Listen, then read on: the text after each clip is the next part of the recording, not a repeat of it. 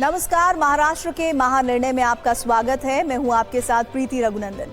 नीति आयोग की governing council की 11वीं बैठक में महाराष्ट्र के मुख्यमंत्री देवेंद्र फडणवीस ने कहा कि महाराष्ट्र सरकार प्रधानमंत्री नरेंद्र मोदी के विकसित भारत बनाने के सपने को साकार करने के लिए शिक्षा, स्वास्थ्य, कौशल विकास, महिला सशक्तिकरण और समावेशी मानव विकास जैसे 5 प्रमुख क्षेत्रों पर विशेष जोर दे रही है।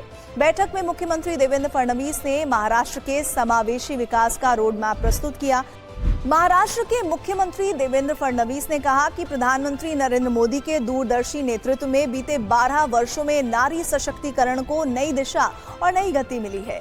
जल, स्वच्छता, आवास, बैंकिंग और आजीविका से जुड़ी योजनाएं करोड़ों माताओं बहनों के जीवन में सकारात्मक परिवर्तन लाई है। आज हमारी बहनें आत्मविश्वास के साथ हर क्षेत्र में नए कीर्तिमान स्थापित कर रही है और विकसित भारत के निर्माण में अग्रणी भूमिका निभा रही है। महाराष्ट्र के उप मुख्यमंत्री एकनाथ शिंदे ने लगातार 12 साल तक निर्वाचित प्रधानमंत्री के रूप में काम करने का कीर्तिमान बनाने पर पीएम नरेंद्र मोदी का अभिनंदन किया है। उन्होंने कहा कि प्रधानमंत्री नरेंद्र मोदी ने देश की निरंतर 12 वर्षों तक सेवा करते हुए भारत के सबसे लंबे समय तक निर्वाचित प्रधानमंत्री के रूप में काम करने का कीर्तिमान स्थापित किया है, जो पूरे देश के लिए गर्व का विषय है।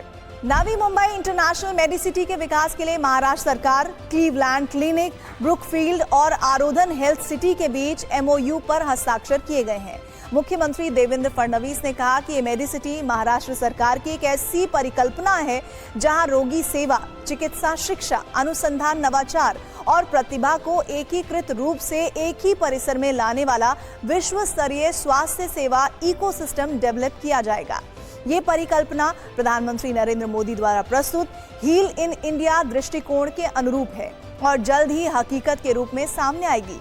क्लीवलैंड क्लिनिक इस परियोजना के एंकर इंस्टीट्यूशन के रूप में काम करेगा। इसमें लगभग 1.2 अरब अमेरिकी डॉलर का निवेश होगा और 10,000 से अधिक प्रत्यक्ष रोजगार सृजित होंगे।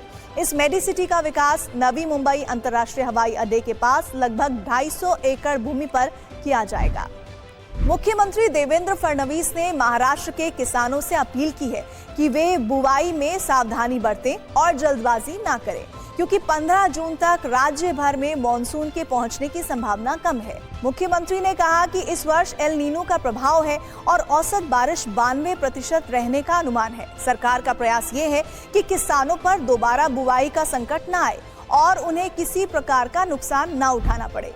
उप मुख्यमंत्री एकनाथ शिंदे को नंदनवन आवास पर स्कॉच ग्रुप की ओर से प्रतिष्ठित स्कॉच पुरस्कार प्रदान किया गया।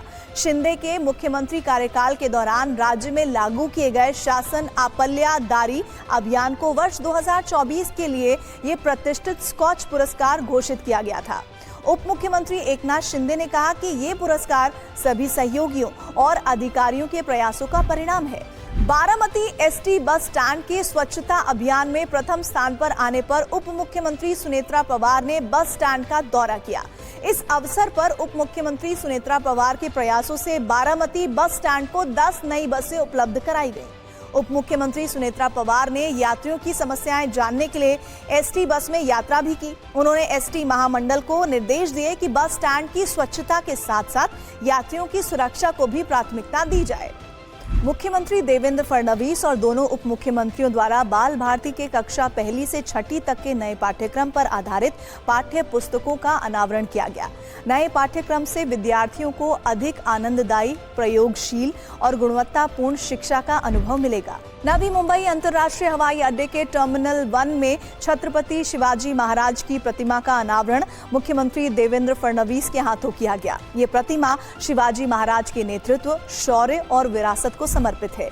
मुख्यमंत्री देवेंद्र फडणवीस की अध्यक्षता में धारावी पुनर्विकास परियोजना के संबंध में समीक्षा बैठक आयोजित की गई।